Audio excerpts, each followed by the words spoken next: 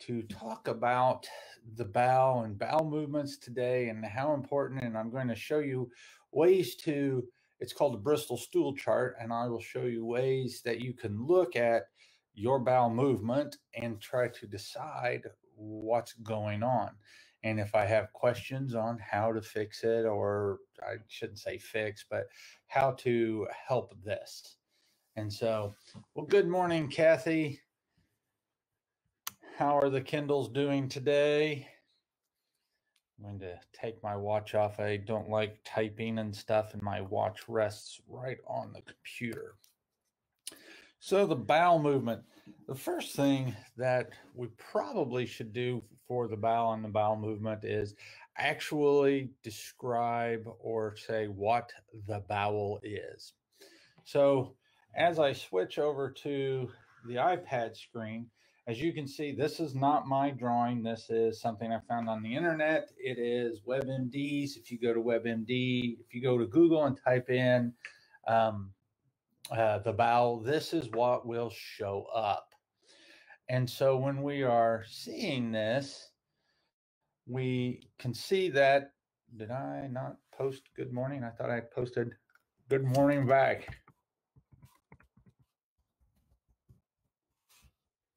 Did say it. So we start to see the stomach resides up here. And let's change that to a color you can see. The stomach resides up here, and then it dumps into the small intestine. This small intestine, or the bowel in total, if you were to take the bowel and you were to open it up and spread it all out and take all the crypts and things like that and open them up, they would cover the area. Oh, I need a little thicker pen. They would cover the area of a tennis court. So that's what resides inside you. And when you're seeing this and you start to think about it, that's how important it is. That is what absorbs your nutrients. So if you go into the old, or if you Google, what does the bowel do? The first definition you're going to get is it absorbs your nutrients and moves food through. That's the old definition. We now know that this area in here, in the small intestine, has, well, the small and the large intestine both have lots and lots of microvilli, or sorry, bacteria in them. And that's why when we start to say, if you've heard of something called SIBO, that's small intestinal bacterial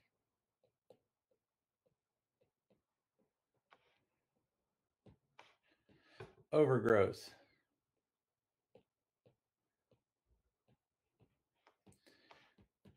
What does that mean? That means where the small intestine ends and the large intestine begins, right here, we're getting bacteria that are coming into this, and the small intestines are backing up and coming into also the stomach. And that's that dysbiosis that people talk about. And we don't want the contents of the large bowel going into the small bowel, and we don't want the contents of the small bowel going into the stomach. These are all, good morning, Kathy, or sorry, Vicky. Saw Kathy's name first. So this is where we start to see problems with people that get, let's clear everything.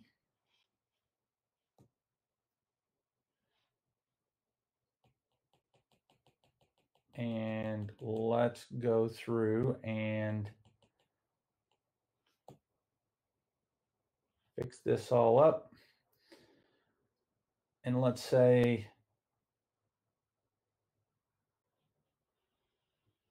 let's look at this and say, okay, So, what are signs and symptoms that we have small intestinal bacterial overgrowth? So, we're having problems with the bowel.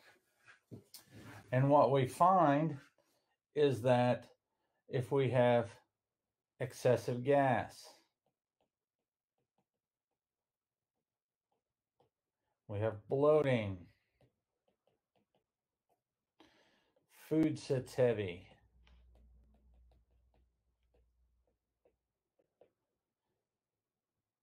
VY.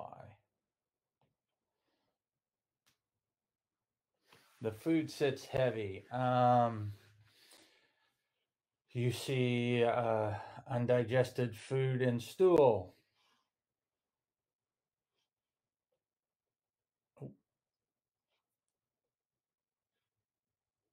Still learning my toys.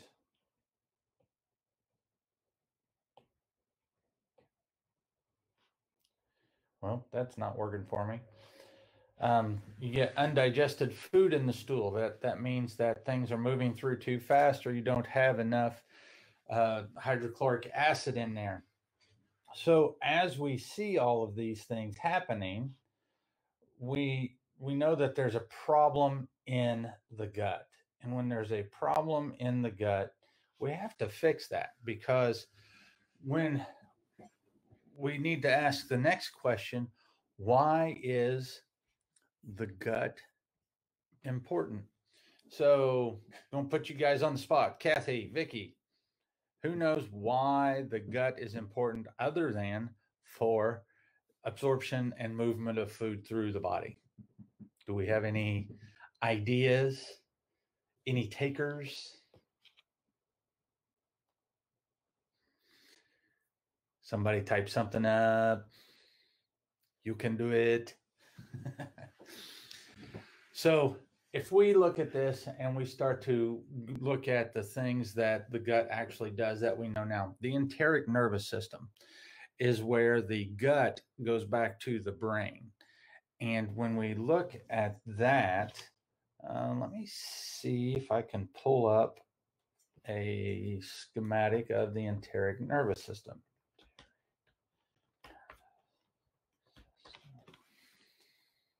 Gut-brain connection. Yes, that's right, Kathy. The gut-brain connection is the enteric nervous system. And so when you're looking at the enteric nervous system, we start to see how, let's pull this one up. We start to see how these things start to talk. And when we look at how they start to talk, the brain and the body actually speak back and forth more than the spinal cord, and the connections leading out. So, as a chiropractor, that's something that is fascinating to me, because there's more connection to the brain and the gut than there is to the spine and the muscles. And so if that doesn't really start to, if that good, yes, good health starts in the gut. So Kathy says gut brain connection, which is the enteric nervous system. And Vicky says good health starts in the gut. And those are both fabulous and correct.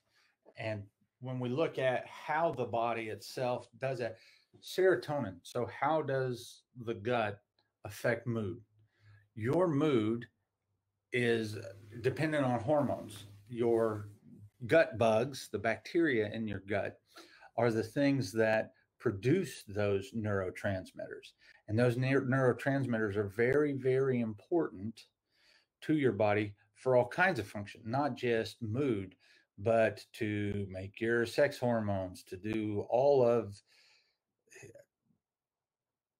death begins in the gut is one of our adages. And it's true. If your gut is not in good shape and your gut doesn't move well, then you are not going to absorb. You're going to have malabsorption. You're going to have dysbiosis.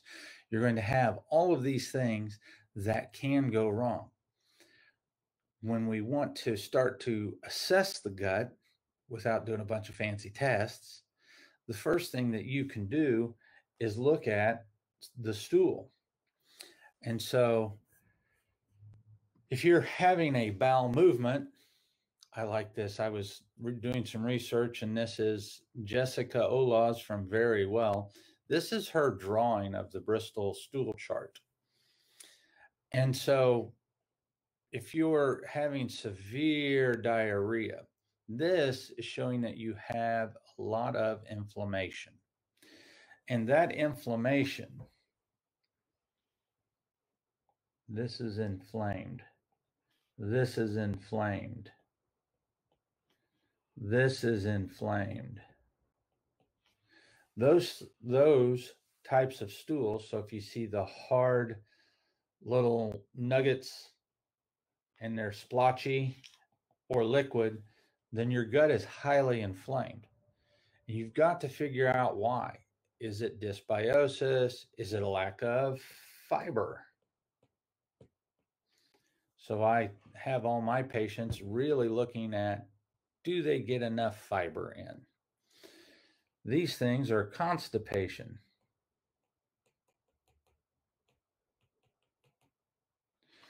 And so that can be caused because of inflammation, or the body's trying to hold on to the food because there's so much going on that it needs to have more time to hold on to the food so it can digest it. And when we look at severe and mild constipation, these are still things that you need to fix, because you do not want stool sitting in the pipes, because it'll start to eat away at the lining. And if you remember from our leaky gut thing last week, if everything is walled off and everything is moving the way that it should, then everything is going to be absorbed at the proper rate. Everything's going to get into the bloodstream. The body's going to make its hormones and chemicals the way that it's supposed to. So everything is working fabulously. The problem with food sitting in the intestines is it'll start to poke holes in the intestines. And then you start to get leaky gut, which causes all kinds of autoimmune issues. And so you don't want stool sitting in the gut, because it will rust the pipes or it'll poke holes through there. And this gives the body longer time to absorb what is called LPS, which is a lipopolysaccharide. Those lipopolysaccharides are the things that start to cause autoimmune issues.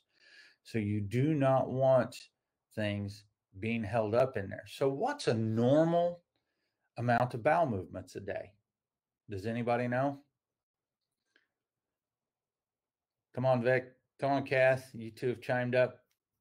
Keep it going. How many bowel movements are normal in a day? And so as you guys are getting to your keyboards to answer, I will say this, that it does kind of depend on the amount of food that you have eaten. And it also depends on the amount of fiber and also the makeup of what you've done. If you're eating a very high fat diet, that's going to slow things down. If you haven't been eating fiber for a long time and you throw a bunch of fiber in to 2 to 3, yes, you guys are both correct. So Vicky chimed in first with a 2, and Kathy chimes in with 2 or 3. And so those are both correct. And what this does is, as you're bringing food in, you have food exiting, and you want it to look like these. You want it to be sausage shaped, possibly with some cracks in the surface. That's pretty normal. A smooth, soft sausage snake is normal. And you're typically talking in excess of greater than or equal to 30 grams of fiber per day. And I like my patients to have at least 40. If you listen to Walls, Dr. Walls will talk about she shoots for 120 grams of fiber a day. Yes, Cindy, one after each meal. And that's typically the way it goes. You get one in, you got one going out. And that's what you want. And you want the stool to look like I said, like these two. As those things, as you get that, the bowel is working and moving well, and you're not holding things up and allowing LPS to be able to sit there in the intestines, poke holes in the intestines, cause leaky gut, and do all those kinds of things.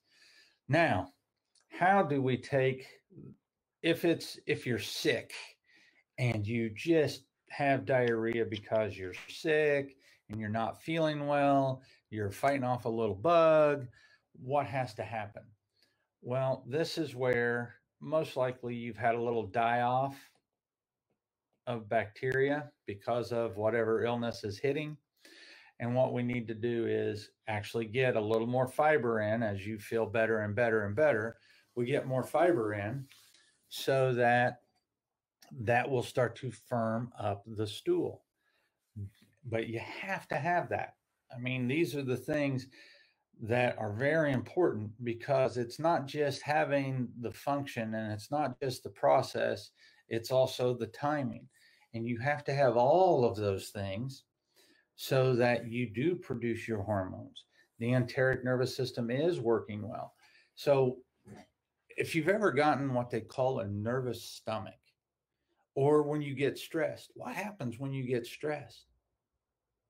You start to get a little nervous, you get a little anxious, and then what typically comes into play? The next thing that happens is we start to get into food cravings.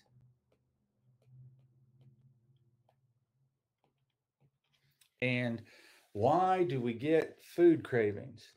Well, those food cravings are just because we have the body's going into its fight or flight response, and it wants to now go in and it wants easy calories because it's getting ready to run, it's getting ready to fight, it's getting ready to flee, roll over, play dead, whatever it is. Your body wants energy. And as it wants energy, it has to have easy calories.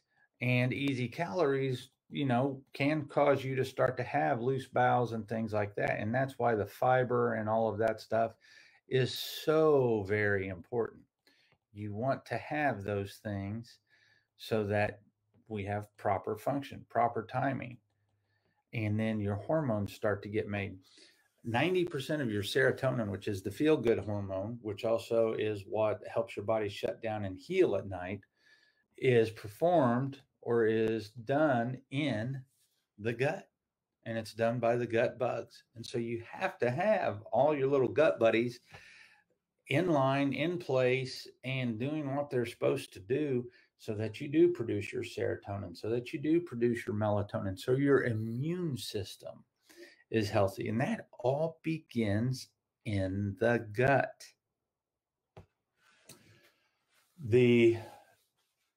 It affects your mood. I'm looking at my notes. We want 2 to 3 bowel movements per day, depending on fiber. What should it look like? And covering the enteric nervous system. So I've hit most of my notes that I want to hit. Do you guys have any questions about this so far?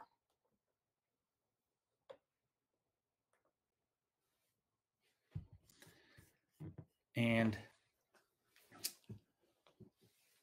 in functional medicine, we start to look at everything and putting it together. And we look at it like, we start to look at what are called, let me see if I can find a blank page here to write on.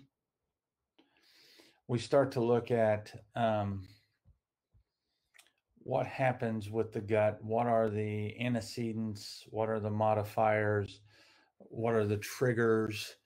And the funny thing about gut and dementia, I'll come right back to that. I'll put that on the screen so I come back to that. So, well, let's just go with it now. So the gut and dementia, when you are getting inflammation, and so if your bowel movements, if you start to read any studies and look stuff up, people who have diarrhea typically, or dementia patients, Alzheimer's patients, tend to have looser stools.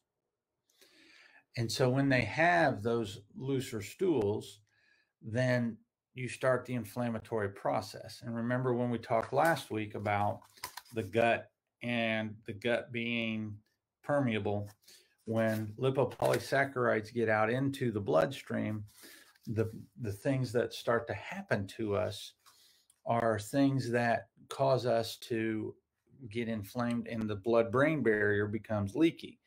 So then you get inflammation in the brain, and that will augment the blood-brain, or that will augment the dementive type of symptoms.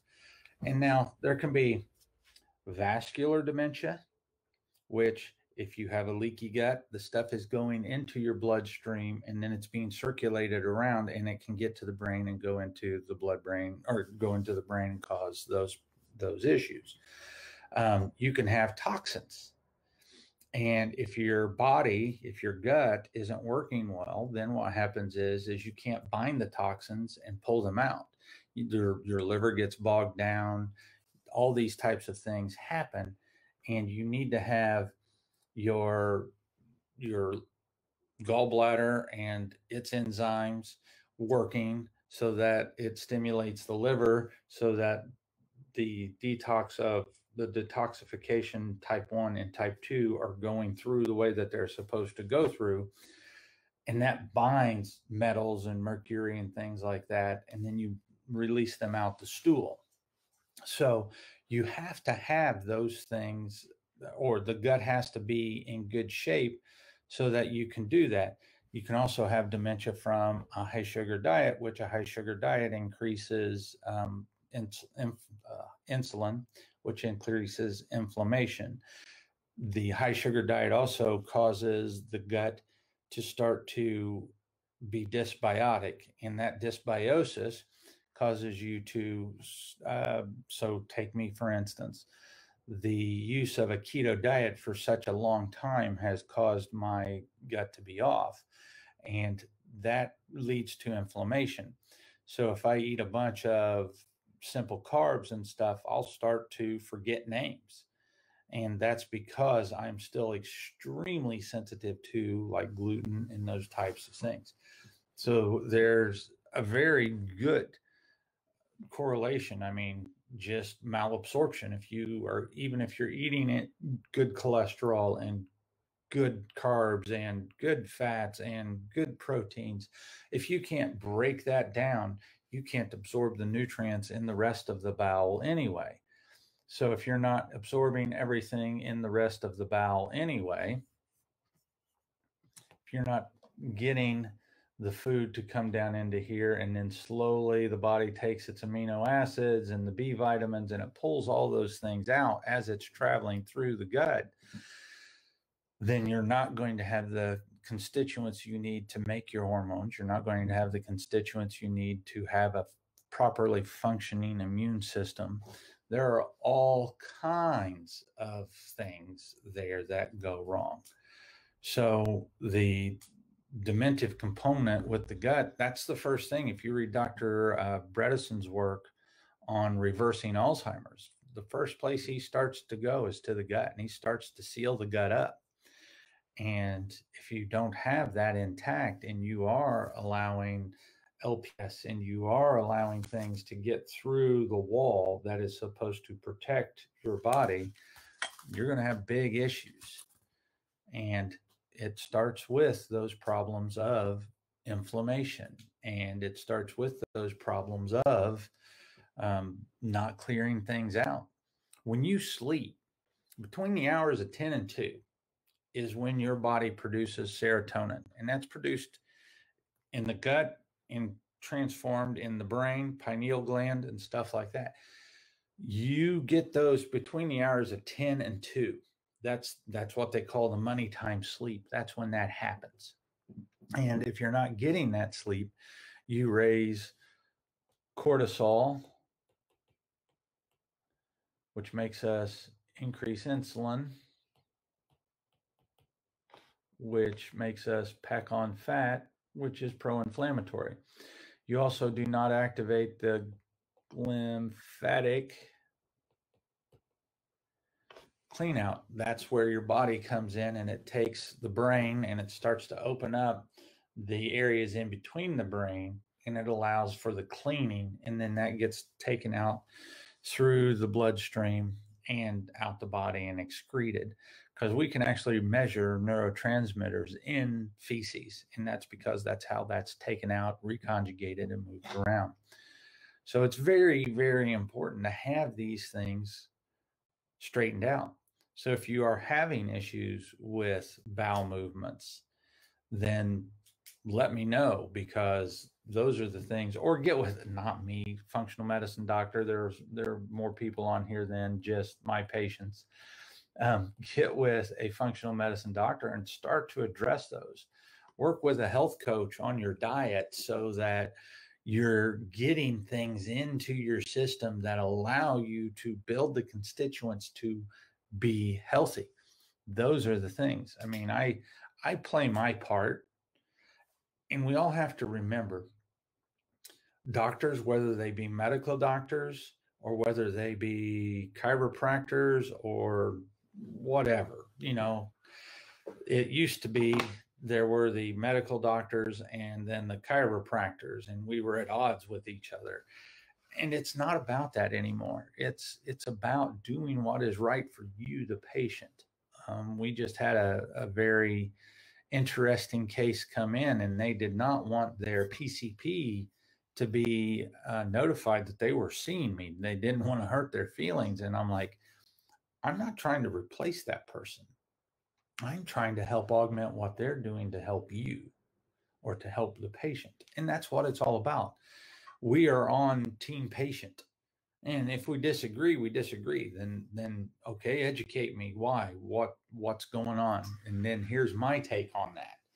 And so then it becomes a collaborative discussion on what is best for the patient. And that's what functional medicine is. We're a part of a team. In the overview, we're a part of a team. When we want to really discuss what functional medicine does, functional medicine gets down to these things that says, okay, why is this happening? And how do we fix it? Is this happening because let's go back and let's look at it as what we call ATMs. So if we're going to look at ATMs, these are antecedents, these are triggers, these are mediators. Antecedent is something that you are basically born with. So if your mother's genetics, when we were in utero, let's not make it a you, let's make it an us. So when we're in utero and we see the mom, or I am in Kroger and I see somebody running around and they've got the sides of the cart lined with the Mountain Dews and the Pepsis and the sodas. And this person is large, but they're pregnant. Do you think that has an effect on the baby's genomic expression? Do you think that has an effect on the genes? So what mom is putting into her body is going into the umbilical cord, and that's going to the baby. So we start to see where the babies are predisposed to diabetes, obesity, And we can start to tell by what the mom's blood work looks like when and while she's pregnant as to what the baby's going to look like or the troubles that the baby's going to have with pretty scary accuracy, actually. And so this is when it becomes an antecedent. So usually a young child will come in. I had a nursing mother bring her baby in. The baby was colicky and had all kinds of issues with diarrhea, wanted to eat all the time. Okay, so I'm talking to the mom. Okay, what happened? Well, the baby was C-section.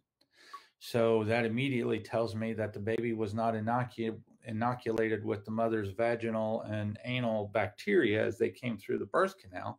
That tells me that that baby was inoculated by what was ever on the surgeon's hands.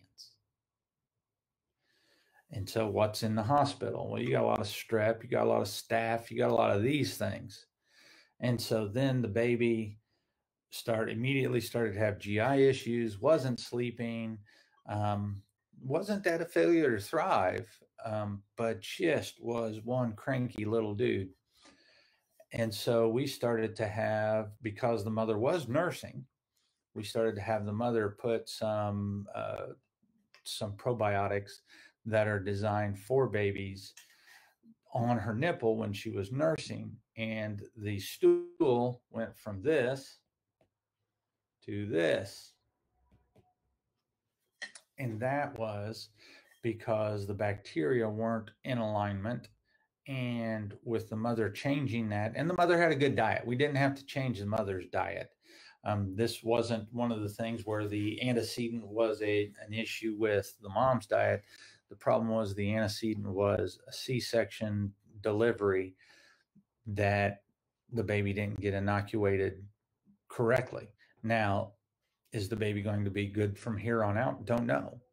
Um, the baby, as this baby gets older, I assume or I hypothesize that the child will have an issue with diarrhea if they don't pay attention to what they're eating. If they eat the standard American diet, they're probably going to have a problem. But knowing mom, they're not going to have that.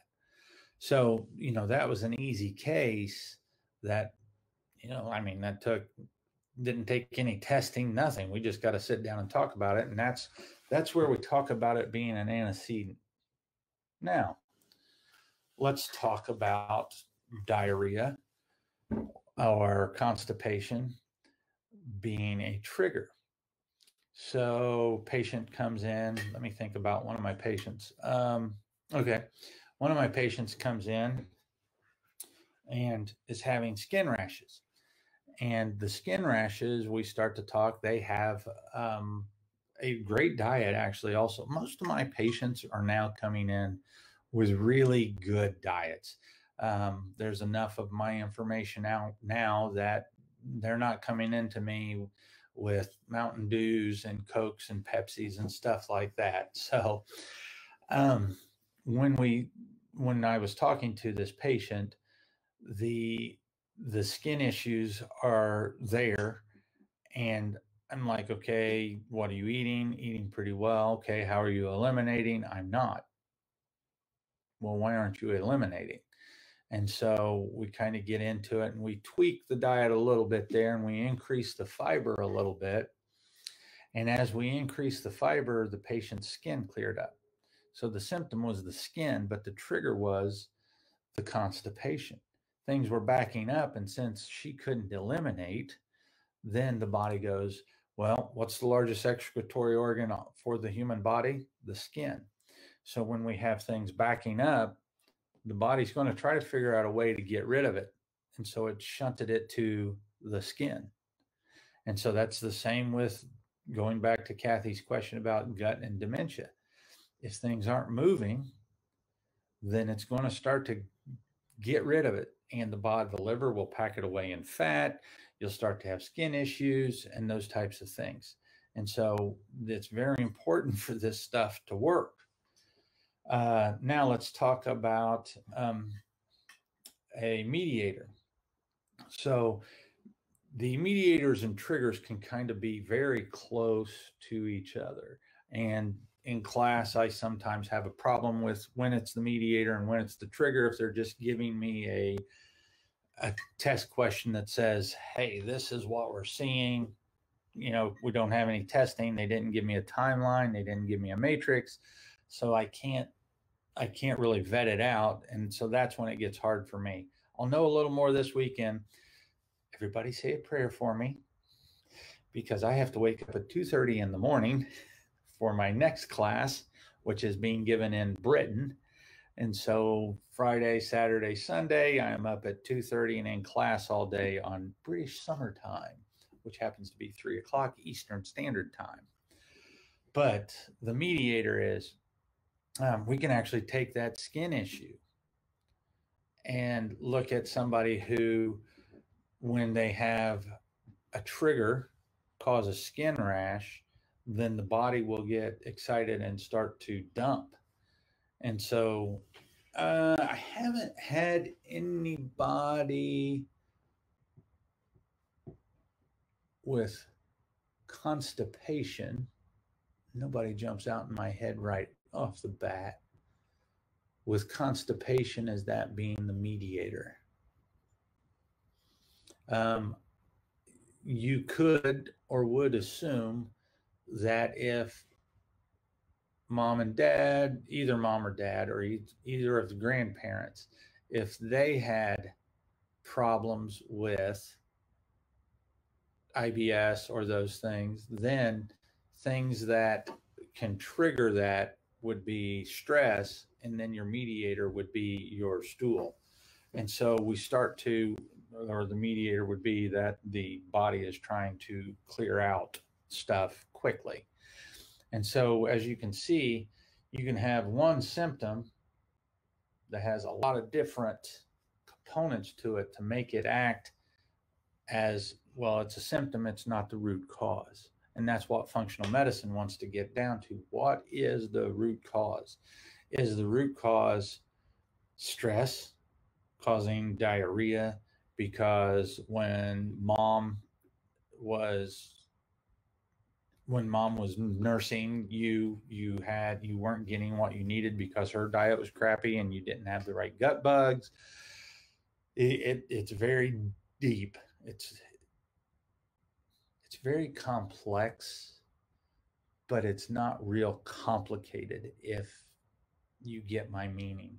If you sit down with the right tools, being a matrix and a timeline, and you start to see a patient's story play out, for those of you that have gone through the functional medicine stuff with me, you know that we sit down and we try to get the story, and we just keep digging away, because once again, I am human. And if I start to do tests because I'm being pulled this way by signs and symptoms and what the patient's telling me, but the test doesn't get to the root cause, typically things get a little better, but they don't resolve.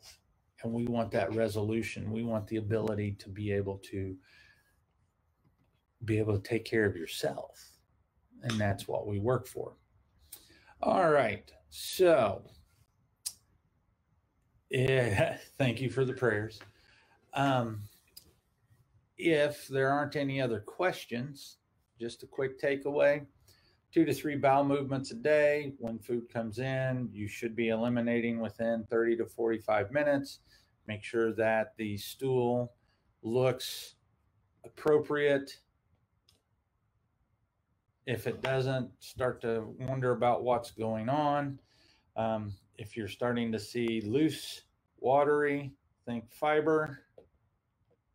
Funny enough, if you're constipated, think fiber, but also think good carbs, because you may not be powering the engine enough so that things do move through. And then if you can't resolve it within 2 to 3 days, that's when you need to speak to somebody like me that will go in and start to dig away at what's causing this issue and get it straightened out. Because ultimately, that's what it's all about, is just making sure that you guys are happy and healthy and doing well. And so if you want somebody like me to be on your team, just talk to any type of functional medicine practitioner. If you go to the Institute for Functional Medicine, ifm.org, you can look for a functional medicine practitioner near you. I am listed in that database. So if you're near me or if you want to work virtually, ifm.org lets you see who are functional medicine doctors around you that are trained in the same type of thinking that I'm trained in. And with that being said, you all have a great day and have a great weekend. Thank you for taking this time to look into the health of you and your loved ones. This broadcast does not constitute a doctor-patient relationship.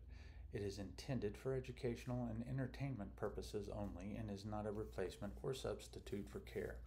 If you are having issues, please seek a qualified professional trained in functional medicine. We would be happy to be of assistance with both in-person and virtual consultations. Thank you.